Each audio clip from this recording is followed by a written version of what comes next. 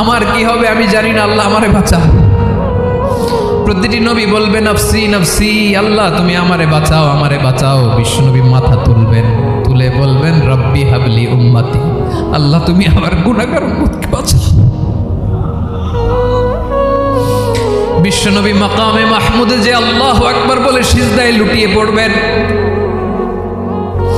আল্লাহ রাব্বুল আলামিন বিশ্বনবীকে এমন কিছু চমৎকার শব্দ শেখাবেন, ওই শব্দগুলো দিয়ে আল্লাহর প্রশংসা করে বিশ্বনবী কাঁদতে আরম্ভ করবেন।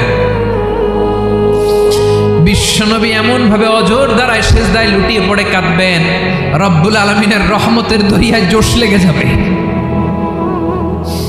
রব্বুল আলামিন এই দৃশ্য দেখে সহ্য করতে পারবেন না। রব্বুল আলামিন বলবেন ইয়া মুহাম্মদ ইরফা রাসাক,